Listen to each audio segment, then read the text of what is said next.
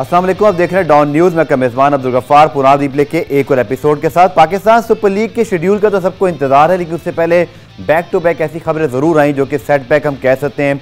कल शाहिद आफरीदी इस टूर्नामेंट से जो है वो रूल्ड आउट हुए बिकॉज ऑफ इंजरी। फिर उसके बाद हमें नसीम शाह की अपडेट मिली जो कि एक मिसअंडरस्टैंडिंग कह लें या एक अनफॉर्चुनेट सिचुएशन, जहाँ एक यंग फास्ट बॉलर जो है वो सिर्फ इस वजह से कि उनकी रिपोर्ट उन्होंने कुछ दिन पुरानी जमा कराई थी। अब क्यों पुरानी जमा कराई, नई उनके पास क्या उनको कम्युनिकेट नहीं किया गया था, वो ये कहते हैं उन्होंने व्हाट्सएप ग्रुप पे मैसेज मिस कर दिया। तो बहरहाल सेटबैक कोयटा की लेडीज़ के लिए कल भी था और आज तो फिर डबल हो गया जब अनवर अली की खबर भी सामने आ गई कि वो भी कोविड टेस्ट उनका पॉजिटिव आया है। तो नसीम शाह के बाद अनवर अली भी अब कोयटा की लेडीज़ को दस्तियाब नहीं होंगे। पाकिस्तान सुपर लीग के शेड्यूल का सबको इंतजार भी है, इसके साथ साथ बहुत सारी और डेवलपमेंट्स हैं इस पाकिस्तान सुपर लीग के हवाले से। लेकिन पहले आपको दिखाते हैं रिप्ले हेडलाइंस।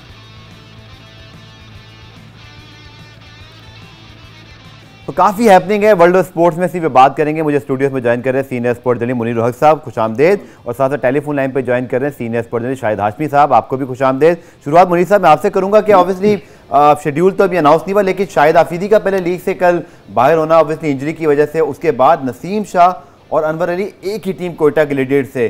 तो कोयटा के लिए तो काफ़ी मुश्किल सूरत है और मुझे लगता है कि शायद आशमी साहब से भी कंफर्म भी कर लेंगे रिप्लेसमेंट तो खैर लेनी पड़ेगी, क्योंकि पहले ही कोविड-19 का खतरा मंडला रहा है। तो आपके पास प्लेयर अंडर नहीं बल्कि ज़्यादा होने चाहिए। देखिए, तीनों की जो वजूहत अलग अलग हैं। शाहिद आफरीदी बैक इंजरी और ये कोविड के अनवर अली कोविड पॉजिटिव हुए, लेकिन जो इशू आ रहा है इनका जो इनके फास्ट बॉलर नसीम शाह, इनका इशू बिल्कुल डिफरेंट है। ये टीम मैनेजमेंट ने क्यों नहीं देखा कि 48 घंटे की पहले की रिपोर्ट आ रही है या नहीं आ रही। इनको तो एक एक खिलाड़ी को कॉन्ट्रैक्ट में रखना चाहिए था, देखना चाहिए था कि भाई क्या वजह है कि कोई खिलाड़ी ऐसे कैसे हो सकता है कि इतने इंपॉर्टेंट असाइनमेंट हैं और आपको जो भी मैनेजमेंट के लोग हैं वो देख ही नहीं रहे कि उनके प्लेयर ने टाइमली कराया, टेस्ट रिपोर्ट आई नहीं आई, वो कैसे इतनी पुरानी रिपोर्ट लेके आ भी गए और होटल में इन भी हो गए। ये चीज़ थोड़ी सी समझ से बाहर है। ये ज़रूर कोयटा की मैनेजमेंट को देखना होगा कि क्या वजह है। अनवर अली को जाहिर है कोविड किसी के हाथ में नहीं है, अनवर अली पॉजिटिव हो गया, जाहिर है लोगों से मिलना जुलना रहता है। अब दुआ करें आगे कुछ बेहतर रहे और ये उम्मीद करते हैं कि सर अच्छी अपडेट्स ही हैं, क्योंकि अभी तक जो 3 अपडेट्स आई हैं शाहिद हाशमी साहब वो तीनों ही सेटबैक हैं। शाहिद पे पहले बात कर लें, मुल्तान सुल्तान के लिए तो सेटबैक है ही, बट पाकिस्तान के अभी भी सबसे बड़े स्टार हैं, तो बहुत अरसे बाद उनको देखने का मौका मिलता है। तो क्या कहेंगे शाहिद आफरीदी के हवाले से स्पेशली शाहिद साहब? जाहिर है सेटबैक है। शाहिद आफरीदी एक बहुत ही पॉपुलर खिलाड़ी है, जब भी वो आते हैं चाहे वो मुख्तसर दौरे के लिए ही क्रीज पर क्यों ना आए, उनके आने से एक जान बढ़ जाती है मैच में। फिर वो बॉलिंग कराते हैं और जब वो विकेट लेते हैं उनका जो सेलिब्रेशन स्टाइल है वो बड़ा ज़बरदस्त है। तो बड़े पॉपुलर क्रिकेटर हैं, शुरू से पाकिस्तान सुपर लीग का हिस्सा हैं, मुख्तलिफ टीमों के लिए खेलते रहे। उनकी टीम ने पेशावर ज़ल्मी ने जिस वक्त वो पेशावर ज़ल्मी के साथ से टाइटल भी जीता। तो शाहिद आफरीदी का बड़ा सेटबैक है, बड़ा लॉस है पीएसएल के लिए। और जहां तक आप रिप्लेसमेंट की बात कर रहे थे जी जी, तो एज पर पीसीबी प्रोटोकॉल्स और रेस्ट्राटा जो कंपनी है जो बाया बबल कर रही है, उनके प्रोटोकॉल्स के तहत अब कोई भी टीम किसी भी तरह का रिप्लेसमेंट नहीं ले सकती। इसलिए कि अगर आप नसीम शाह की या अनवर अली की रिप्लेसमेंट लेने जाए तो वो प्लेयर, उस प्लेयर ने क्या 48 घंटे पहले अपना कोविड टेस्ट कराया हुआ है, फिर उसे 2 दिन पाकिस्तान में क्वारंटीन करना है, और फिर वो अगर वो 2 दिन का क्वारंटीन करता है तो वो कल सुबह की फ्लाइट तो मिस कर देगा, फिर वो कैसे आएगा यूएई। तो अब रिप्लेसमेंट का मामला खत्म हो गया। Okay, thank you for information Shahid भाई। और नसीम शाह के ऊपर अगर हम डिटेल से बात करें तो उन्होंने ट्वीट भी किया कि शायद मैसेज मिस कर दिया। यहाँ पे 2 पहलू हैं, शायद प्लेयर की भी रिस्पॉन्सिबिलिटी है, फ्रेंचाइज की भी है, लेकिन ये पहलू भी नज़रअंदाज नहीं किया जा सकता कि ऑब्वियसली कोविड का मामला है, तमाम खिलाड़ियों को खुद ही रिपोर्ट करना है, आइसोलेशन भी है, ज़्यादा मेल जोल भी नहीं कर सकते। आपके ख्याल में मामला है क्या इससे बेहतर हैंडल हो सकता था? देखिए, अलग अलग शहरों की बात है। अगर वो कराची में होते तो फिर ज्यादा फ्रेंचाइज की जिम्मेदारी होती, लेकिन नसीम शाह पिछले 1.5-2 साल से पाकिस्तान टीम का हिस्सा हैं, उनको इतनी नॉलेज होनी चाहिए, उनको अपने व्हाट्सएप मैसेजेस का ख्याल रखना चाहिए। जो वो किस तरह कह सकते हैं कि उन्होंने अपना व्हाट्सएप मैसेज मिस कर दिया, बहुत बड़ी गैर जिम्मेदारी की बात है। लेकिन यंगस्टर है, जाहिर है सीखेगा, उसका ना होना भी कोयटा ग्लैडिएटर्स के लिए भी नुकसानदेह है, उसके लिए खुद के लिए नुकसानदेह है, इसलिए कि वो काफी प्रोग्रेस कर लेता अगर ये थोड़े बहुत मैचेस हो पिए। ठीक है, शायद भी हमारे साथ रहेगा। मुनीर साहब, अगर हम बात करें कोयटा ग्लेड्स की तो चूंकि दोनों प्लेयर उनके हैं, पहली बॉटम पे मौजूद है, लेकिन मैं तो समझ रहा था Andre Russell, Faf du Plessis, फिर आजम और सरफराज की फॉर्म बहुत अच्छी लग गई थी। सिर्फ टॉप पे अगर उनको कोई एक अच्छा ओपनर मिल जाए, बट ये जो 2 बैक टू बैक उनके लिए सेटबैक्स हैं, शायद अनवर अली इतना ज़्यादा 11 में अब नहीं खेलते उनकी, एक रिप्लेसमेंट के तौर पर होते। बट अगर हम नसीम शाह की बात करें तो जेन्युइन फास्ट बॉलिंग ऑप्शन था। सो आप कैसे देखते हैं? मुझे तो लग रहा था कि फॉरेन प्लेयर्स के आने के बाद उनकी कुमक बहुत बढ़ गई है। अच्छा, थोड़ी सी शाहिद की बात को मैं आगे बढ़ाता हूँ। ये ज़रूर है गलती नसीम शाह की है, लेकिन क्या फ्रेंचाइजीज में किसी की जिम्मेदारी नहीं है कि वो इस चीज़ को मेक श्योर करे कि खिलाड़ियों ने 48 आवर्स पहले टेस्ट कराया कि नहीं कराया, वो पहुँचे लैब नहीं पहुँचे, उनके टेस्ट की क्या पोजीशन है, फिर उनकी रिपोर्ट आई। ये भी मेरा ख्याल है यहाँ भी हमें देखना चाहिए। गलती नसीम शाह की अपनी जगह बिल्कुल सही है, वो अभी इतना अर्सा हो गया उनको खेलते हुए, लेकिन ये चीज़ भी है।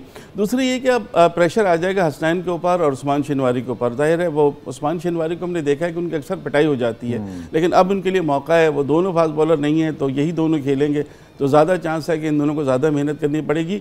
और कोयटा की टीम के पास ऑल आउट जाना है, उनके पास वापसी का कोई मौका नहीं है। एक आध मैच भी हारे तो फिर वो मेरा ख्याल है टॉप 4 में नहीं पहुंच सकेंगे, इसलिए उनके लिए सिचुएशन बहुत डिफरेंट है और डिफिकल्ट भी है। ठीक है, शायद भी आपकी क्या राय है कोयटा के हवाले से, चूँकि लोग चाहते हैं कि स्पेशली जो मुल्तान सुल्तान कोयटा की टीमें ये फाइट करें, आकर कुछ मैचेस जीतें ताकि कंपेटिटिव रहे, वरना टॉप 4 तो बड़ा इजीली हमें दिखाई दे रहा था जब ये लीग जो है सस्पेंड हुई थी।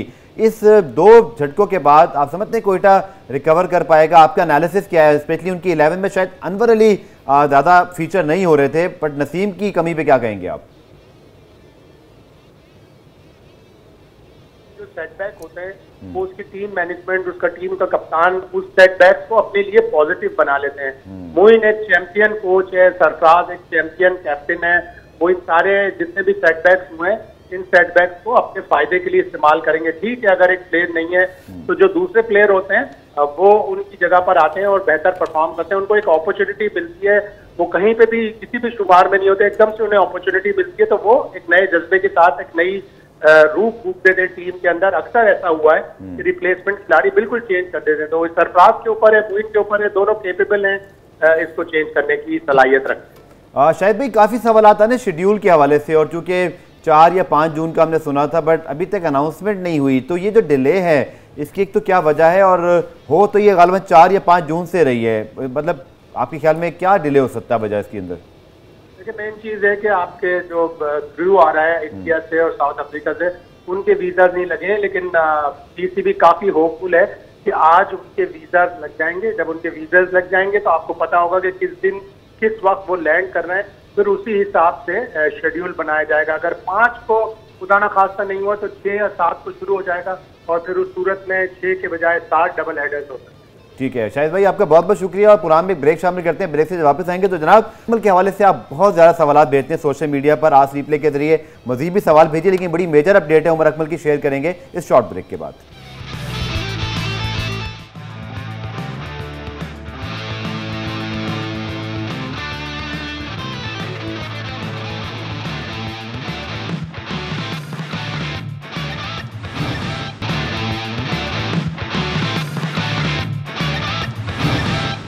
पुरान रिप्ले में खुशामदीद। पाकिस्तान सुपर लीग के हवाले से मजीद बात करेंगे, लेकिन एक सवाल जो पिछले 1 महीने में कम अज़ कम मुझे 100 बार मुझसे पूछा गया है वो उमर अकमल के हवाले से, और आज फिलहाल बिलाखिर उनकी अपडेट आई गई है। हमारे नुमाइंदे अबूबकर बिलाल हमारे साथ मौजूद है। अबूबकर, 45 लाख रुपए जुर्माना था, आपने रिपोर्ट किया था कुछ अर्से पहले कि इंस्टॉलमेंट की बात हुई थी, बट अभी मैंने आपके मैसेजेस देखे जब व्हाट्सएप ग्रुप में कि अदायगी कर दी है, तो क्या प्रोसेस होगा रिहैब का? देखिए गफार, अब जो तमाम रुकावटें थी खासतौर पर जुर्माने और पाबंदी की, वो तो अब हायल हो गई हैं, आगे से हट चुकी हैं। पाबंदी भी वो अपनी काट चुके हैं, और आज उन्होंने जो 42,50,000 रुपए आलमी अदालत जो खेलों की थी उन्होंने जुर्माना आयद किया था, वो भी आज उमर अकमल ने अदा कर दी है। तो अब तकरीबन रुकावटें तो खत्म हो गई हैं, सिर्फ एक रीहैब प्रोग्राम इनका बाकी है। अब इन्होंने पाकिस्तान क्रिकेट बोर्ड को बजाता तौर पर रीहैब के लिए दरखास्त करनी है, जिसके बाद इनका रीहैब प्रोग्राम शुरू होगा और उसके बाद ही एक इंटरनेशनल क्रिकेट में जो वापस आ सके। और मुझे पता है मुमकिन लोगों के ज़हनों में अब ये सवाल उठ रहा होगा कि क्या उमर अकमल ऐसा तो नहीं कि पीएसएल में आ सकते हैं, बट शाहिद हाशमी साहब ने जैसे कहा अबूबकर कि वैसे भी अब किसी की रिप्लेसमेंट ही नहीं ली जा सकती, क्योंकि कोविड टेस्ट आपका 48 आवर्स पहले होना चाहिए था फ्लाइट से पहले। कल टीमें रवाना हो रही है तो वो भी कंफर्म कर दीजिएगा क्या वक्त पे ही रवानगी, और आई थिंक आप सिर्फ लोगों के लिए तसल्ली के लिए बता दीजिए उमर अकमल इस वक्त तो पीएसएल के लिए बिल्कुल अवेलेबल नहीं है। जी जी बिल्कुल, इस वक्त पीएसएल के लिए उमर अकमल की कोई उम्मीद नहीं है, कोई चांस नहीं है। नेक्स्ट ईयर के लिए उमर अकमल भी होपफुल है, और उमर अकमल के जो करीबी लोग हैं वो भी होपफुल हैं कि ये नेक्स्ट ईयर पीएसएल में आ सकते हैं। लेकिन जिस तरह आपने बताया कि एक तो वो अभी अवेलेबल भी नहीं है, लेकिन अगर वो अवेलेबल होते भी तो भी इस PSL का हिस्सा ना बन पाते। तो अब लेटेस्ट अपडेट यही है। और इसके साथ साथ जो आपने पूछा है कि ट्रैवल प्लान के हवाले से, तो अभी तक सब लोग पूरी उम्मीद है कि कल जो है वो अपने वक्त के ऊपर ही सब लोग ट्रैवल करेंगे। हालांकि अभी कुछ प्रॉब्लम जरूर हैं वीजों के हवाले से, लेकिन पाकिस्तान क्रिकेट बोर्ड को उम्मीद है कि जो 370 लोगों के वीजों के लिए जो दरखास्त दी गई है उस पर आज अमल हो जाएगा। और आज जो UAE के अंदर जो उनके वर्किंग आवर्स हैं उसके दौरान ही इनके वीजे इशू हो जाएंगे और कल जो प्लान के मुताबिक जो है वो टीमें ट्रैवल करके UAE पहुंचेंगे। ठीक है मुनीर साहब, आप कुछ पूछना चाह रहे हैं? अबू बकर अस्सलाम वालेकुम, कैसे हैं आप? खैरियत से? सर मैं ठीक हूं। अच्छा अबू, ये पूछना था कि रिहैब पीरियड कितना अरसे का होगा, क्योंकि 5 महीने बाद T20 वर्ल्ड कप है, कहीं उस पर तो इनकी नजरें मरकूज नहीं है उमर अकमल की? जुर्माना पहले हम सोच रहे थे कि शायद ये किस्तें कराना चाह रहे हैं, वो भी नहीं हुआ, पूरा जुर्माना दे दिया है, तो क्या लगता है? देखिए मुनीर भाई, जुर्माना तो उन्होंने अदा करना था। पहले उन्होंने एक साथ के लिए दरखास्त की थी, लेकिन पाकिस्तान बोर्ड ने जब उनके अकाउंट्स और एसेट्स की तफसीलात देखी तो उसके बाद फैसला किया कि नहीं, ये काबिल हैं कि 42,50,000 रुपए जो है वो यकमुश्त अदा कर सकते हैं, जिसके बाद ही ये फैसला किया गया था। और अभी तो नहीं, उम्मीद तो नहीं, मुझे जाती तौर पर तो नहीं, मुझे उम्मीद कि वर्ल्ड कप तक जो है वो टीम के लिए इतनी जरूरत बन जाएंगे कि टीम के साथ हों। लेकिन इनका जो रिहैब पीरियड है इसके अंदर इनको कुछ चीजें हैं, इन्होंने अपने प्लेयर्स को जो है वो लेक्चर्स भी देने हैं, खासतौर पर फिक्सिंग के हवाले से। तो ये तमाम चीजें हैं, ज्यादा टाइम नहीं लगता, 1 से 2 माह के अंदर भी अगर ये अपनी चीजें मुकम्मल कर ले तो उनका रिहैब मुकम्मल हो सकता है। ठीक है, बहुत बहुत शुक्रिया अबू बकर। और जो आपने सवाल किया ना मुनीर साहब, इसका तो मैं ये जवाब दे सकता हूँ कि उमर अकमल हो जिसको टीम में लाना होता है ना अगर, तो रिहैब मुझे लगता है कि विद इन नो टाइम भी हो जाएगा, बट अगर नहीं लाना तो फिर रिहैब या जो भी मामला है। लेकिन एक चीज़ है टेक्निकली मुनीर साहब कि इस PSL में शुएब मलिक या हैदर अली है, बहुत सारे प्लेयर्स की कारकर्दगी पे भी निसार होगा कि अगर तो हमारा मसला हल ना हुआ वो जो लेट मिड ऑर्डर का है, तो उमर अकमल अब भी पोटेंशियल चॉइस है। बट अगेन मुझे एक और चीज़ याद आई है, अब आप पूछेंगे क्या कि उमर अकमल भी कोयटा ग्लैडिएटर्स से थे? जी बिल्कुल। अच्छा, अहमद शहजाद भी कोयटा ग्लैडिएटर्स से खेले थे। 2 बड़े नाम T20 के, लेकिन दोनों हमें इस वक्त नहीं आ रहे। एक का डिसिप्लिन का इशू था, इनका इशू तो आपको पता है कि मैच फिक्सिंग हवाले से। लेकिन मुझे अच्छी तरह याद है जो सबसे पहला PSL था उसमें Umar Akmal man of the tournament थे, 300+ रन बनाए थे के लिए आई थी। हाँ तो जी, तो देखिए आप अब वो उनका कहीं नाम भी नहीं। पोटेंशियल तो उनका बिल्कुल भी कभी डाउट में नहीं रहा, और हमने देखा कि जितना, और अब तो खैर बहुत पुराने हो गए, अब तो ये नहीं कह सकते यंगस्टर हैं। उनका जब डेब्यू होता है, उन्होंने, मुझे याद है मलिंगा को उनके पीक टाइम पे भी अच्छी खासी उनकी पिटाई कर दी थी। But still do you think कि Umar Akmal have enough potential या टाइम है उनके पास कि वो कम बैक करें? दूसरा एक चीज़ मुझे समझ नहीं आती, शायद PCB कभी इसकी वजाहत करें। अगर आपको याद होगा शर्जील का या बहुत सारे प्लेयर्स का मामला हुआ था, तो वो 1 साल 12 महीने और इसी तरह कुछ 18 महीने में आ गए थे। उमर अकमल को 2 साल पे 42 लाख का जुर्माना भी, और फिर इतना सारा मामला कि PCB चाहता था इनकी सजा भी बढ़े, तो कोई ताल्लुकात मिसाली नहीं रहे। तो उमर अकमल के केस में आप समझते हैं कि बाकी केस के मुकाबले में थोड़ी सख्ती भी हुई है? अब इसकी वजह ऑब्वियसली PCB बता सकता है। देखिए, एक तो इनका उमर अकमल का इशू जो है ना, डिसिप्लिन का बहुत इशू है। वो अपनी मर्जी चलाते हैं कुछ चीज़ों को आपको ईजी होकर इस्तेमाल करना चाहिए। अगर डिसिप्लिन का इशू नहीं होता, ये थोड़ी बात समझते कुछ करते। अगर अभी 3 महीने पहले, ये 2 महीने पहले दे देते किस्ते, तो शायद आज PSL के लिए भी रिहैब होते। एक सवाल आपका तय कलामी, अब शर्जील का मामला हो या खालिद का, वहाँ तो क्राइम कमिट हुआ PCB के मुताबिक, हम अगर ऑफिशियल भी चीज़ों को लेके चलें। उमर अकमल के मामले पे आप सबको पता है कि उन्होंने रिपोर्ट नहीं किया, he didn't commit any crime. ये फ़र्क है बहुत बड़ा। ऑब्वियसली PCB या ICC डिस्करेज करता है कि आप ना बताएं, सख्ती करने के लिए सज़ा है। बट डू यू थिंक कि ये सज़ा जो इनको मिली है सिर्फ रिपोर्ट ना करने पे, ये ठीक है? अब उनका डिसिप्लिनरी मामले को छोड़े, मैं एक प्लेयर की हैसियत से पूछूं, मैं नसीम शाह से मुझे हमदर्दी है, बिकॉज किसी प्लेयर को खेलने का मौका न दें जो उसका ब्रेड एंड बटर है, वो कभी भी अच्छा नहीं लगता मुझे। तो कम से कम इस बारे में बात करना। देखिए, अगर आपको याद हो ना, अब्दुल गफ्फार तो इसी तरह रिपोर्ट नहीं किया था शकीबुल हसन ने, और 1 साल इंटरनेशनल क्रिकेट खेलने पर पाबंदी उन पर लग गई थी। तो उससे से मिलता जुलता थोड़ा लगता है, क्योंकि बात ये रिपोर्ट आप ना करें, लेकिन कहीं से आपकी कुछ भी इन्वॉल्वमेंट होती है तो ज़ीरो टॉलरेंस के तहत ये चीज़ है।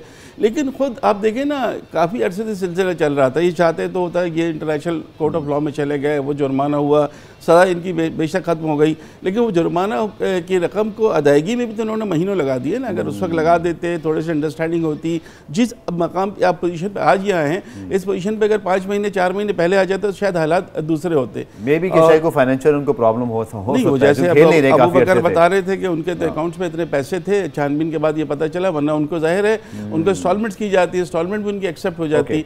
तो कई चीज़ें थी कि खुद इसमें उमर अकमल, देखिए बहुत से खिलाड़ियों का खुद कसूर होता है। उमर अकमल कंसिस्टेंट नहीं है, परफॉर्मेंस कर रहे हैं तो बहुत अच्छी कर रहे हैं, नहीं तो नहीं कर रहे हैं, गैर ज़रूरी शॉट खेल रहे हैं, ये उनकी भी इशूज़ हैं उनके। लेकिन ये थोड़ा सा ज़्यादती के जो एलिमेंट है वो आप कह सकते हैं, लेकिन उमर अकमल के लिए सिर्फ ये पॉजिटिव जरूर है उमर भाई, मुनीर भाई, कि अब उनके लिए प्रॉब्लम खत्म हुए। आई थिंक अब भी उनके पास कुछ वक्त है, वो अपने आप को सेट करें वापस पाकिस्तान टीम में, चूंकि जगह मौजूद है। अभी भी नंबर 5 नंबर 6 के स्लॉट पर पाकिस्तान को पावर हिटर की जरूरत है। देखते हैं कि उमर अकमल इस नए मौके का कितना फायदा उठाते हैं। प्रोग्राम में ब्रेक शामिल करते हैं, ब्रेक से वापस आकर इंटरनेशनल और पाकिस्तान स्टार्स PSL के लिए बड़े पुरजोश हैं, उनके पैगाम भी आपको सुनवाएंगे, डिस्कशन भी जारी रहेगा। मिलते हैं शॉर्ट ब्रेक के बाद।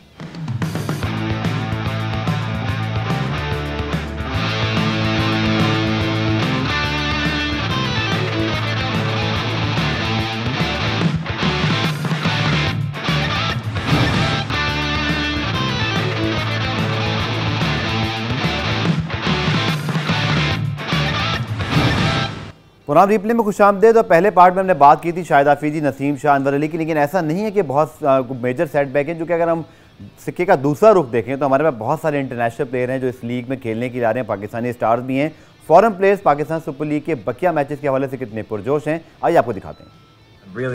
सो आंद्रे रसल का तो पैगाम हमने आपको पहले भी सुनवाया था, चूँकि 3-4 दिन पहले वो आया था। मार्टिन गुप्टिल हैं, इसी तरह तुषारा परेरा हैं और फाफ डुप्लेसी भी हैं, डेविड मिलर हैं, बहुत सारे प्लेयर हैं मुनीर साहब। तो ऐसा नहीं है कि हम बहुत ज़्यादा कुछ डिप्रेस हो जाएं कि 3 प्लेयर नहीं है, शायद को हम ज़रूर मिस करेंगे, बट स्टिल वेरी कम्पैटिटिव लीग और अच्छे खासे प्लेयर हमारे पास मौजूद हैं। जी बिल्कुल, आप राशिद खान को मिस कर गए, दुनिया के सबसे बड़े पैगाम नहीं आया ना अभी। हाँ अच्छा, दूसरे एक आंद्रे रसल के ऑलराउंडर बात करें तो नंबर 1 डेविड मिलर की बात करें, एक्सप्लोसिव बैट्समैन, फिर फाफ डुप्लेसी भी हैं, मार्टिन गुप्टिल को कॉलम मुंद्रो हैं, फवाद अहमद आ रहे हैं, यस, इमरान ताहिर भी हैं जो बड़े अच्छे स्पिनर हैं। तो वो कमी नहीं है उसमें, प्लेयरों की कमी नहीं है। तो अब देखते हैं कि क्या होता है। बाकी और कैमरन डेलपोर्ट भी हैं और भी प्लेयर हैं जिनके पास पाकिस्तानी प्लेयर्स भी जैसे मैंने कहा कि कम नहीं है, और बहुत सारे हमारे पास अपने स्टार्स हैं और बहुत सारे प्लेयर जैसे शर्जील आमिर हैं, वहाब हैं, इसी तरह अगर आप बात करें शेब मलिक की, सबको वर्ल्ड T20 का टिकट भी कटाने के लिए बड़ी मेहनत करनी है। तो हमें बहुत जान मारते हुए दिखाई देंगे। पाकिस्तानी स्टार्स इस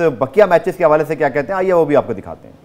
तो जनाब आपने देखा कि पाकिस्तानी स्टार से पुरजोश हैं और अभी ताज़ा तरीन इत्तला दी कि क्वारंटीन पाकिस्तान में कंप्लीट करने के बाद कल होपफुली खिलाड़ी अपने मुकर्रर वक्त पर 2 चार्टर्ड जो फ्लाइट से जो है वो कराची और लाहौर से रवाना होंगे। तो मुनीर साहब, पाकिस्तानी प्लेयर्स भी पुरजोश हैं और हम जो बात कर रहे थे स्क्वाड पर नज़र दौड़ाएँ तो पाकिस्तान के तो T20 और वनडे टीम को जो अभी हमने थोड़ा बहुत देखा जीत के बावजूद, जो middle order lower middle order पूरा खाली है, इवन स्पिन के अंदर बड़ा कंपटीशन है। दिस PSL जो रिमेनिंग मैचेस हैं, this going to very important for many players. देखिए वो तो अभी खाली है, लेकिन कुछ प्लेयर ऐसे भी हैं। अगर आप हैदर अली की बात करते हैं तो हैदर अली बड़े इनकन्सिस्टेंट रहे हैं, वो उनको भी प्रूव करना है। शोएब मलिक अगर एक्स्ट्राऑर्डिनरी कारकर्दगी दिखा सकते हैं तो वो भी T20 वर्ल्ड कप का टिकट कटा सकते हैं। इस तरह अहमद बट को एज एन ऑलराउंडर जो हम एक मिस कर रहे हैं, आमिर यामीन है, अहमद बट हैं, इवन हमाद आजम को मौका मिल गया। हमाद आजम को बिल्कुल मौका दिया गया। एक वक्त तो हम उनको अब्दुल रज़ाक का रिप्लेसमेंट कहा करते थे, लेकिन बाद में वो नहीं चल सके। इस तरह यंगस्टर्स हैं, चाहे वो मोहम्मद वसीम जूनियर हो, शाहनवाज धानी हो, इवन और दूसरे जो प्लेयर हैं, अरशद इकबाल हो गए, अरशद इकबाल, ये तीनों मुझे लगता है अरशद इकबाल और धानी के ऊपर ज़्यादा बोझ होगा कि अब तो टीम में गए हैं और थोड़ा क्रिटिसिज्म भी हुआ कि चंद मैचेस पे सिलेक्ट हुए, but this is great opportunity कि अपनी सिलेक्शन को दुरुस्त साबित कर दिखाएं। 1-2 और बॉलर हैं, आकिफ जावेद फिट हो गए हैं, अगर उन पे बड़ा टैलेंट है उनमें। वकास मकसूद बड़ी अच्छी बॉलिंग करते हैं लेफ्ट आर्म मीडियम। सोहेब अल्लाह के बारे में कहा जा रहा है कि प्लेयर टू वॉच यंग में, तो ये हैं यहाँ पर। इनमें हो सकता है कोई हमें ऐसा टैलेंट पोटेंशियल नज़र आ जाए, लेकिन अभी भी स्टिल अगर आज के दौर में बात करते हैं तो पाकिस्तान के पास जो 6 और 5वें नंबर का है वो स्टिल स्लॉट अभी खाली है, वहाँ प्रूव करना होगा। शोएब मलिक करते हैं, हैदर अली अपना रिटेन करते हैं कि इनको नहीं चल सके तो बहुत प्रॉब्लम हो जाएगी। शर्जील जिन्होंने PSL की सबसे पहली सेंचुरी बनाई और अभी तक सबसे आखिरी सेंचुरी भी उनकी है, उनको भी स्टिल अभी प्रूव करना है, 1-2 अच्छी खेलनी होंगी। वैसे PSL के पहले मैचेस को देख के जो है ना, मुझे लग रहा था कि काश कभी ऐसी इजाजत हो कि हम इंटरनेशनल प्लेयर के साथ टीम में खिला सके। रदरफोर्ड बहुत अच्छा खेल रहे थे, डेविड मिलर आ गए, लेकिन ऐसा पॉसिबल नहीं है। तो हमें पाकिस्तानी प्लेयर्स को ही आगरूम करना पड़ेगा। हेटमायर को मिस किया, IPL में बहुत अच्छा खेले थे शमरून हेटमायर, वो भी यहाँ पे बड़े स्टार हैं, बड़ा अच्छा खेलते हैं, बड़ा एक्सप्लोसिव हो गए वो भी बैटिंग करने में। और पाकिस्तान के लिए भी तो बड़े बड़े नाम हैं ना, बाबर आजम, शाहीन शाह अफरीदी, मोहम्मद रिजवान, ये दुनिया के माने में प्लेयर हैं, इनको हर कोई अपनी टीम में सेलेक्ट करना चाहता है। तो प्लेयर्स बहुत अच्छे हैं, मैचेस भी बहुत अच्छे होंगे, लेकिन वही बात है कराची किंग्स से शुरुआत करते हैं। उनका अभी पॉइंट्स टेबल पे आप देख रहे हैं कि नंबर 1 पोजीशन भी है, मार्टिन गुप्टिल, शर्जील खान, बाबर आजम। तो आई थिंक सबसे खतरनाक और कहते हैं ना कंसिस्टेंट और रिलायबल चूंकि बाबर मौजूद हैं, तो ये टॉप ऑर्डर तो दुनिया के किसी बॉलिंग अटैक को भी इस वक्त जो है वो उड़ा सकता है। शर्जील और बाबर मौजूद है, बट आप अगेन पहले भी बात की थी, क्या आपके ख्याल में मोस्ट लाइकली हो सकता है? बाबर ने हिंट तो दी है इंटरनेशनल क्रिकेट में कि वो बड़ा दिल रखते हैं, सेक्रीफाइस करके नंबर 3 पे आते हैं, क्योंकि मार्टिन गुप्टिल पता नहीं नीचे खेल पाएंगे। आपके ख्याल में क्या प्लानिंग ठीक रहेगी कराची किंग्स के हवाले से अगर बात? देखिए, मार्टिन गुप्टिल और शर्जील खान को ओपन आना चाहिए और बाबर आजम वन डाउन यहाँ भी एक मैच खेला था अभी इन्होंने साउथ अफ्रीका में जो सीरीज़ थी, तो हो सकता है कि वो वन डाउन आ जाएँ और ये दोनों ओपन करें तो ज़्यादा बेहतर होगा। लेकिन अभी मार्टिन गुप्टिल की क्या कि वहाँ की विकेटों में कितने कामयाब रहते हैं अबू धाबी के, ये भी देखना होगा। न्यूजीलैंड की विकेटें नहीं है, डिफरेंट विकेटें, लेकिन बहरहाल कहा यह जा रहा है कि फुल ऑफ रन्स होंगे और अच्छे ज़्यादा रन्स बनेंगे, तो बैट्समैनों के लिए तो अच्छा है। ये बहुत आपने इंपॉर्टेंट सवाल उठाया, क्योंकि कंडीशंस जो है वो क्या सपोर्ट करेंगी, इसीलिए मुल्तान सुल्तान को मुझे लगता है ज़्यादा शाहिद अफरीदी को मिस करेंगे कि अगर उनके स्पिन अटैक को देखें तो शायद बड़ा इंटीग्रल पार्ट थे अलॉन्ग विद उस्मान कादिर और इमरान ताहिर, क्योंकि एक्सपेक्ट यही किया जा रहा है कि अबू धाबी पर स्पिनर्स का बड़ा राज रहेगा। पुरान में एक शॉर्ट ब्रेक शामिल करते हैं, ब्रेक से वापस आकर दीगर टीमों के हवाले से बात करेंगे। Stay with us.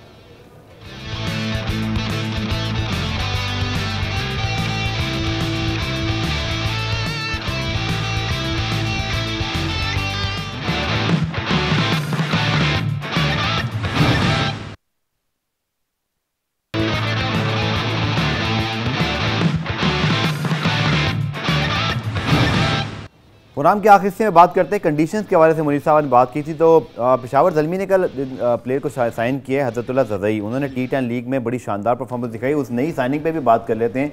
समीन गुल को भी लिया है और इसी तरह खालिद उस्मान को भी। सो पेशावर ज़ल्मी ने ऑलमोस्ट मुझे लगता है अपनी बैटिंग को तो स्पेशली टॉप ऑर्डर में स्पेशली कामरान के साथ अगर कोई एक्सप्लोसिव ऑप्शन वो देखना चाहते थे तो हज़रतुल्लाह ज़ज़ई तो बहुत अच्छी एक साइनिंग उनके लिए हो सकते हैं। जी बिल्कुल, T20 में 162 या 167 रन की इंटरनेशनल में इनिंग्स खेल चुके हैं वो और एक्सप्लोसिव हैं, लेकिन वो कंसिस्टेंसी का उनका थोड़ा प्रॉब्लम है। लेकिन हैं, अगर उनके बल्ले पे गेंद आ जाए, वो फॉर्म में हो, तो फिर वो बहुत ज़बरदस्त। और अभी रिसेंटली वहाब भी कल बता रहे थे पेशावर ज़ल्मी कप्तान कि उन्होंने चूँकि उनके साथ क्रिकेट खेली है और फिर उनको खेलते हुए देखा है, तो T10 के अंदर इन विकेटों पे तो बहुत ही शानदार बैटिंग कर रहे हैं। तो फिर तो बहुत अच्छा रहेगा ये, फिर तो जाहिर है उनको एक ज़रूरत भी थी ओपनिंग की और वो चल जाते हैं, तो फिर तो बहुत अच्छा रहेगा पेशावर के लिए, इसमें कोई शक नहीं। इस्लामाबाद यूनाइटेड की अगर हम बात करें तो सबसे ज़्यादा मुझे लग रहा है प्रॉब्लम कम है उनके पास, कराची और इस्लामाबाद, चूँकि ज़्यादातर प्लेयर उनके पास पूरे सीज़न के लिए अवेलेबल हैं, चूँकि डेविड मिलर भी पार्शली अवेलेबल हैं, आंद्रे रसल भी। अब पार्शली का मतलब समझ नहीं आ रहा, वो PCB बाद में बताएगा कि 2 मैच है 3 मैच, आई थिंक 4-5 मैच खेल जाए तो फिर तो ठीक है, क्योंकि आई थिंक मुनीर साहब एग्री करेंगे प्ले ऑफ तक अगर आप पहुंचा दें तो आपने अपना काम कर लिया, क्योंकि प्ले ऑफ में तो एक प्लेयर भी मैच जितवा सकता है, कामरान अकेले सेंचुरी कर लें या कोई और प्लेयर। तो आप क्या समझते हैं कि अगर पार्शली अवेलेबल जो प्लेयर्स हैं और जिन टीमों के पास फुल है, जैसे मार्टिन गुप्टिल पूरे सीजन खेलेंगे, इसी तरह अगर हम कॉलम मुंद्रो को देख लें, फवाद को देख लें, तो मुझे कराची और इस्लामाबाद इस लिहाज से बड़े स्टेबल दिखाई दे रहे हैं। देखिए, अगर आपको याद हो तो राशिद खान भी सिर्फ 2 मैच खेल के चले गए थे लाहौर की तरफ से, उसके बाद उन्हें नहीं आना था, लेकिन अब चूँकि मौका मिले तो अब वो पूरा PSL खेलेंगे, तो ये तो उनकी वहाँ अच्छी चीज़ है। लेकिन कुछ खिलाड़ी जो भी जितने भी इनके पास मैचेस खेलने का मौका मिलता है उसका फ़ायदा उठाना चाहिए और उनकी टीमों को जीतना चाहिए। अभी जो सिचुएशन नज़र आ रही है उसमें तो जाहिर है कराची चूँकि टॉप पे है और कराची डिफेंडिंग चैम्पियन भी है, फिर बाबर आजम है, हौसला बढ़ा हुआ है, टीम अच्छा खेल रही है, तो उनकी तो अपनी जगह मुझे लग रहा है। इस्लामाबाद भी मुझे पेशावर ज़ल्मी की टीम बहुत अच्छी लग रही है, पेशावर ज़ल्मी में मुझे बज़ाहिर कोई चीज़ नज़र नहीं आ रही है। लाहौर की टीम बहुत अच्छा खेली है, वो उनका है, उनके पास बेंटंग रह गए हैं। लाहौर की आपने बात की, मैं इसमें ज़रूर ऐड करूँगा कि राशिद खान एक तो ये बड़ा अच्छा लगा कि उनकी कमिटमेंट थी पहले ऑब्वियसली इंग्लैंड में थोड़ा सा, लेकिन कुछ वीज़ा का इशू हुआ तो इस वजह से उन्होंने कहा कि पहले वो यहाँ मैचेस खेल के जाएंगे। मैसिव साइनिंग, क्योंकि एकदम से लगा था कि जो प्रॉब्लम है वो लाहौर की बढ़ जाएगी, क्योंकि स्पिन अटैक पर राशिद खान एक तो ब्रांड वैल्यू बहुत ऐड करते हैं, दूसरा लाहौर की बॉलिंग अटैक में जब उनके पास पहले ही ऑब्वियसली हारिस रऊफ और दिलबर जैसे बॉलर मौजूद हैं जो बड़े ऑब्वियसली विकेट टेकिंग एबिलिटी हैं, तो लाहौर के फ़ैन तो भाई अभी से बहुत खुश हैं और कि वो तो समझ रहे हैं उनकी टीम ने जो है वो तकरीबन फाइनल तक तो उन्होंने पहुंच ही जाना है, बहुत खुश हैं वो राशिद की साइनिंग पे। देखिए, स्पिनर्स के बारे में कहा जाता है वो 2 तरह के होते हैं, एक वो जो रन रोक लेते हैं और एक वो जो विकेटें लेते हैं। राशिद खान में दोनों एबिलिटीज, अगर आप देखेंगे तो जो मिडिल के 4 ओवर्स वो कराते हैं उस दौरान में अपनी टीम को बहुत हद तक मैच में वापस ले आते हैं या आगे ले जाते हैं, क्योंकि वो विकेटें भी लेते हैं और उनको खेलना। और अगर ऐसा खतरनाक बॉलर बैटिंग करना जानता हो, फिर उसने पेशावर ज़ल्मी के खिलाफ मैच जितवाया भी था, तो ये तो फिर क्या कहेंगे, तहरी तलवार हो गए, दोहरी भी नहीं है। दोहरी नहीं है बिल्कुल। और किसी ने मुझसे पूछा था कि मुनीर भाई इतने फॉरेन प्लेयर्स आ रहे हैं तो आप किसको रेट करते हैं? मैंने कहा भाई स्पिन में या फिर नंबर 1 भी अगर आप कहेंगे कि सबसे जो बड़ा देखिए, इनको कोई भी टीम लेने में हिचकिचाती नहीं है। आप ये देखें, राशिद खान किसी भी टीम में किसी भी लीग में फॉरेन पिक हो जाते हैं, और कभी हमने ये नहीं देखा कि इनके एक ओवर में 30 रन बन गए या 32 रन बन गए या 28। लेकिन आईपीएल से हमने एक चीज सीखी कि राशिद खान चाहे इतना बड़ा प्लेयर भी आपके पास क्यों ना, अगर आपकी पूरी टीम अच्छा नहीं कर रही तो उनकी टीम आज स्ट्रगल करती रही, तो अकेले राशिद खान भी कुछ नहीं कर पाएंगे। नहीं, अगर टीम के लिए हम इस वक्त तो प्लेयर की बात करें, इंडिविजुअल प्लेयर में तो राशिद खान। मैं लाहौर के फैंस के लिए कहता हूं, खुश हो रहे हैं, मैं कहा पूरी टीम को करना पड़ेगा। नहीं, लाहौर में तो खैर लाहौर। चलिए मुनीर साहब, बहुत बहुत शुक्रिया, टाइम अपने और पाकिस्तान सुपर लीग के हवाले से काफी अपडेट्स है, लेकिन स्टिल इंशाल्लाह उम्मीद है कि कल खिलाड़ी जो है वो वक्त पर रवाना हो जाए। एक दफा वहां पहुंच जाएंगे तो मेरे ख्याल में उसके बाद सारी चीजें स्ट्रीमलाइन हो जाएंगी। पुरानी प्ले आज देखने का शुक्रिया, कल दोबारा से मुलाकात होगी, तब तक के लिए अल्लाह हाफिज।